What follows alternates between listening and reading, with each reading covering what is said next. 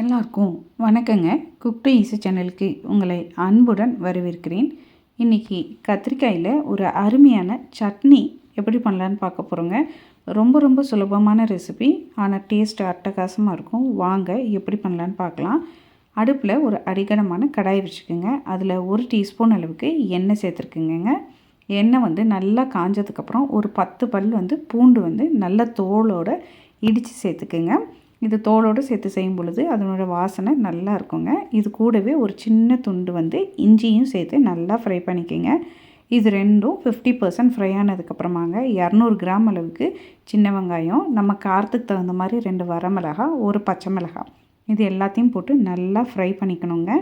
இப்போ நம்ம சேர்த்துருக்கக்கூடிய பூண்டு, வெங்காயம், மிளகாய் எல்லாமே நல்லா வதங்கி வரணுங்க.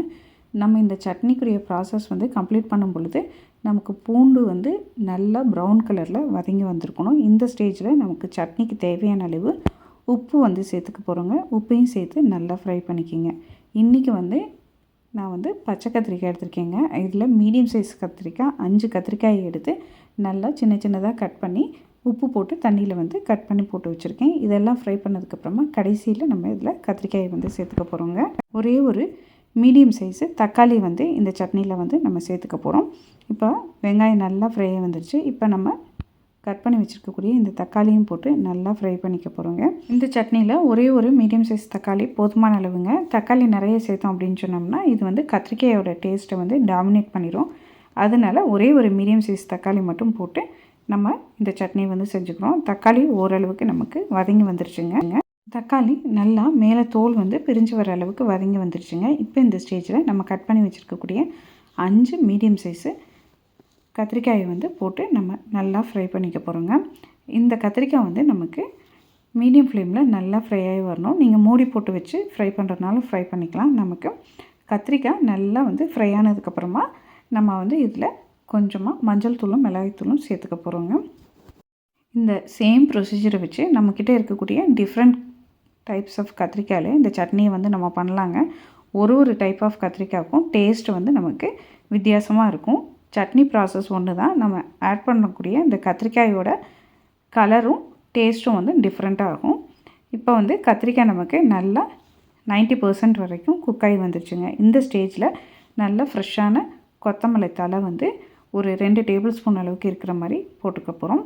இப்போ இது கூட 1/2 டீஸ்பூன் அளவுக்கு மஞ்சள் தூள் சேர்த்துக்கிறோம். அதே போல் 1 டீஸ்பூன் அளவுக்கு மிளகாய் தூள் சேர்த்துக்க போகிறோம். இது ரெண்டையுமே சேர்த்துங்க நல்லா மிக்ஸ் பண்ணி விட்டுக்குங்க. இந்த கத்திரிக்காயில் இருக்கக்கூடிய அந்த சூட்டுக்கே அந்த மஞ்சள் தூள், மிளகாய் தூள் இது ரெண்டோட பச்சை வாசனை போயிடணுங்க. இது மாதிரி நல்லா மிக்ஸ் பண்ணிவிட்டு அடுப்பை ஆஃப் பண்ணிடுங்க. இப்போ இது கம்ப்ளீட்டாக நமக்கு ஆறுனதுக்கப்புறமா இதை ஒரு 90% மட்டும் அரைச்சி எடுத்துக்கிட்டோம்னா நமக்கு சட்னி சூப்பராக ரெடி ஆயிருங்க. இது கம்ப்ளீட்டாக ஆறிடுச்சுங்க. இப்போ இதை மிக்ஸி ஜாருக்கு நம்ம மாற்றிக்கலாம். மிக்ஸி ஜாருக்கு மாற்றிட்டு இதில் நான் தண்ணியே சேர்க்காமல் ஃபஸ்ட்டு அரைச்சி எடுத்துக்கிறேங்க. அதுக்கப்புறமா 2 டேபிள் ஸ்பூன் அளவுக்கு தண்ணி மட்டும் சேர்த்து 90% வரைக்கும் அரைச்சி எடுத்துருக்கேங்க. இந்த சட்னி இட்லி, தோசை, பூரி, சப்பாத்தி, சாதத்தோட சூப்பராக இருக்குங்க. அவ்வளோதான். இது மாதிரி அரைச்ச இந்த சட்னிக்கு ஒரு சின்னதாக தாளிப்பு போட்டுக்கோங்க. கொஞ்சமாக எண்ணெயில் கடுகு, உளுந்தம் பருப்பெல்லாம் போட்டு ஃப்ரை பண்ணி நம்ம அதை தாளிப்பாக சேர்த்துக்கலாங்க. அவ்வளோதாங்க. அருமையான கத்திரிக்காய் சட்னி ரெடி ஆயிடுச்சு. வீட்டில் இருக்கக்கூடிய பொருட்களை வச்சு சூப்பரான ஒரு சட்னி பார்த்துட்டோம். நீங்களும் இதே அளவுகளோட ஒரு முறை இந்த சட்னி ரெசிபியை செஞ்சு பாருங்கள், சுவைத்து பாருங்கள். கண்டிப்பாக உங்களுக்கு சுவை பிடிக்குங்க. உங்களுக்கு இந்த ரெசிபி பிடித்திருந்தால் நம்ம குக் டு ஈஸி சேனலை லைக் பண்ணுங்கள், ஷேர் பண்ணுங்கள், கமெண்ட் பண்ணுங்கள். மறக்காமல் சப்ஸ்கிரைப் பண்ணிக்கோங்க. வணக்கங்க.